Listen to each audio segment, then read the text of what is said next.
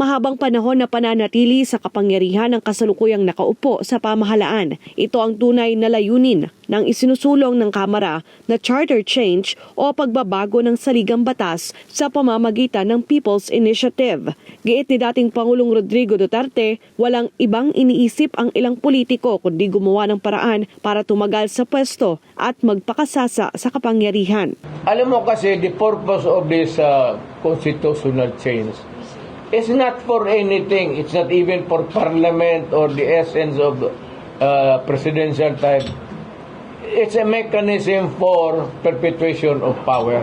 Sa naging pagdinig nga ng Senado patungkol sa kontrobersyal na People's Initiative ay nabuking na may kinalaman si House Speaker Martin Romualdez dito. Nauna nang isiniwalat ng ilang mambabatas na binayaran, tinakot at pinangakuan ng ayudang ilan kapalit ng perma sa People's Initiative. Ayon pa kay Duterte, sila First Lady Liza Marcos, Pangulong Marcos at ang kanyang pinsang si Romualdez lang ang nais sa pagbabago ng ating konstitusyon. Si Liza, ikaw, pati si Romualdez.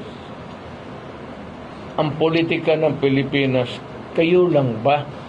Ano, you tinker with the Constitution na tatlo lang kayong mag-usap plus the congressman na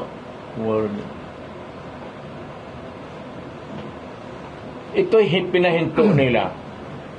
Binigyan sila ng 20 million. Papirma ng papirma sila, bigay ng bigay. Dismayado naman ang dating Pangulo dahil pera ng taong bayan ang ginamit dito. The only reason na bakit kami talagang disappointed is ang pera ng bayan na sinasalsal nila, inuubos kung anong pinaggagawa.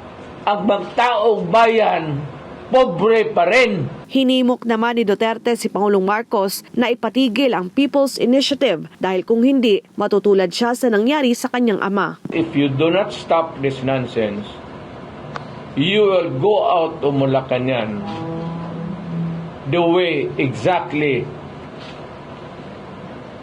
when it happened during your father's time. Huwag ninyong gawain yan. Ferdinand Marcos, huwag mong gawain yan kay pumalpak kayo dahil dyan.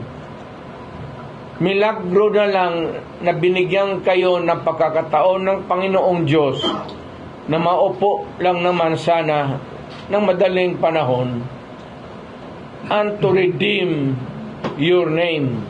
Patuloy naman ang panawagan ng dating Pangulo sa Armed Forces of the Philippines na gawin ang nararapat upang proteksyonan ang ating konstitusyon.